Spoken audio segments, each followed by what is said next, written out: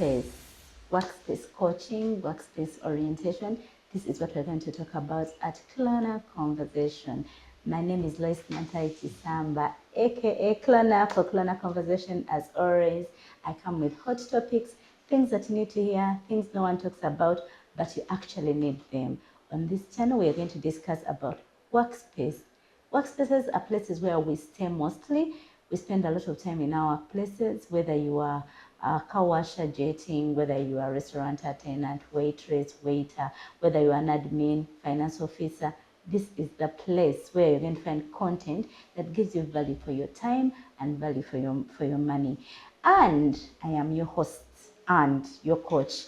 On this, I'm going to share what I know, but today we are going to talk about relationships, romance in workspaces. And today I am specific about that. Harvard has a research that shows that 50% of people who work together get married. Actually, people who date at workspaces get married.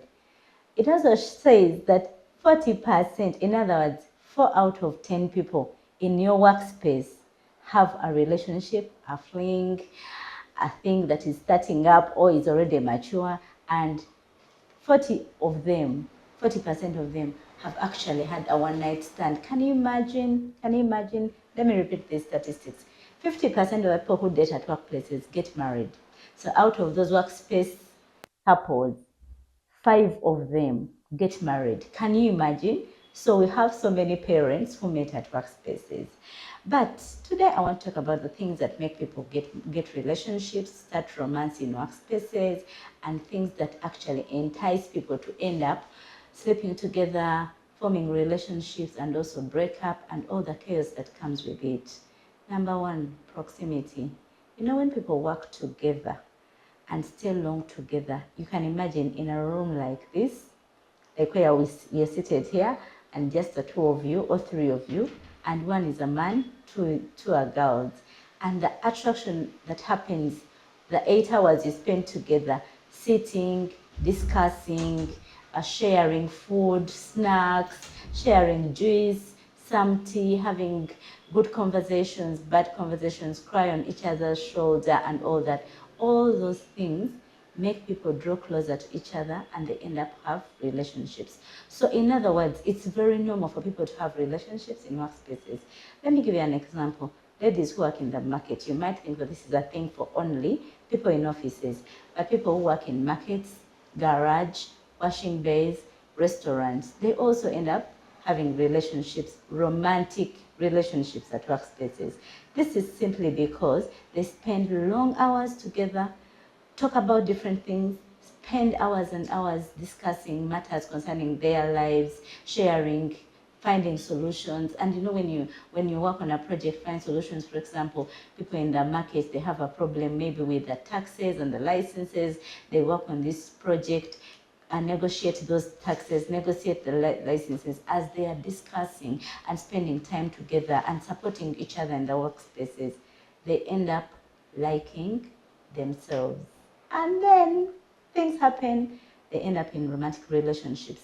So no reason for you to worry, but for those that are married and your partner is in a given workspace full of women and men, just know it's possible he can be the 4 out of 10 in a romantic relationship, and it is very normal. So for those that are married, it's called cheating, and you have to pray about it. For those that are not married, actually, workspaces are a potential place for you to get a partner, and a good partner. Because usually also the other thing that actually makes these relationships better is because people are having same goals.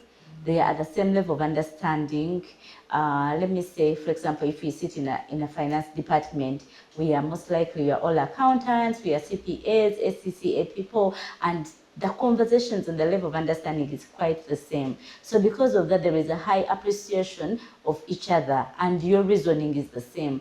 And as humans, every time we work on something and we achieve the goals, we feel closer and celebrate together. And usually that's what happens. For example, in month, we have finished the report. Yeah, let's go and have a drink. Things like that, because we have finished the report anyway. It was a tough time, but went through it. So such moments draw people closer because they have similar goals, they are working on solving the same problems, they are also thinking at the same level, and also their reasoning capacity is the same. And because of that, most likely they will breed a romantic relationship at workspace. And don't worry, I'm going to talk about how to overcome that. But I also want to tell you another reason. But before that, let's go for a break. When we come back on this conversation, I'll give you another reason that people have workspace relationship.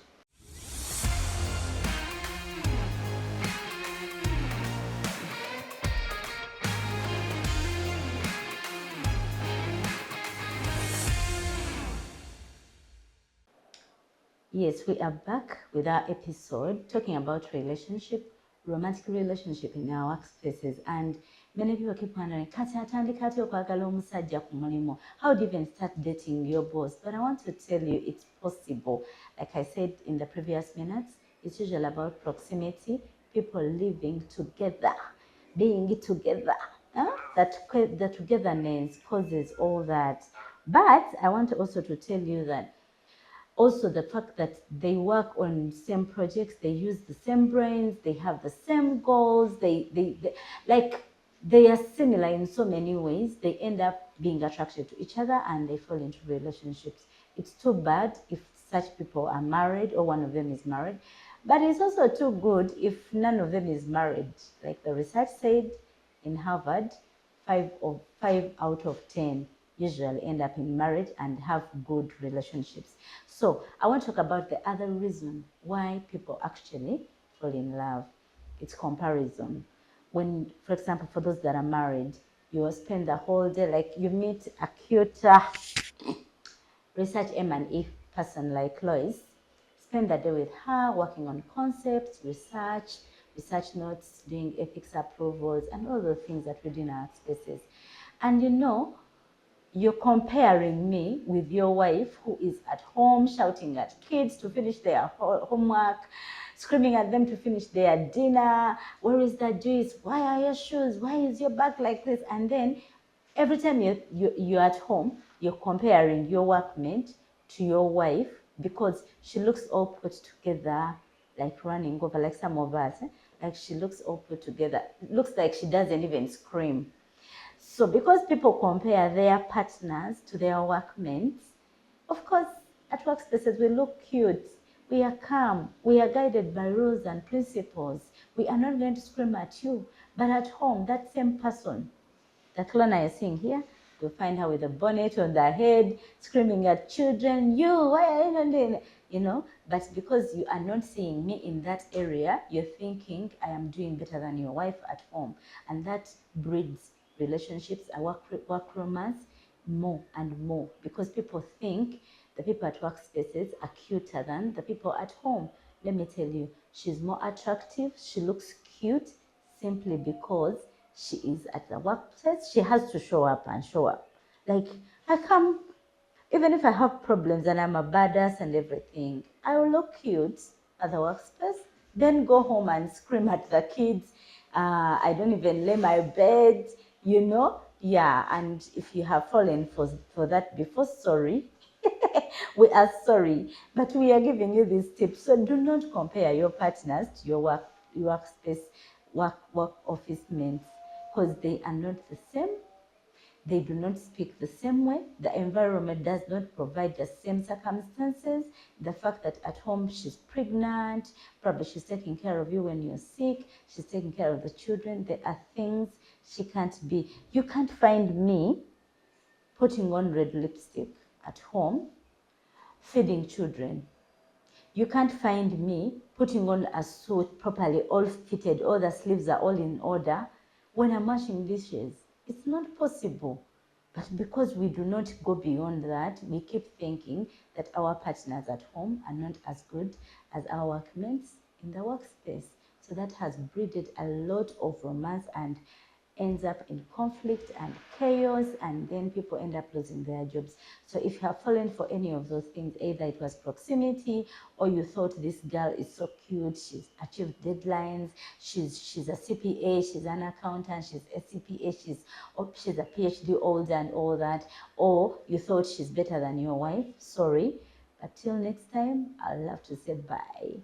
I'm going to talk about other things in the next episode on how to overcome such relationships. And actually, some of them work out good, especially those that are single. But for now, I'll say bye. This is Clona Conversation, where I talk about workspace coach you, focus-oriented, detailed content that helps you maneuver the place where I spend a lot of time. Bye.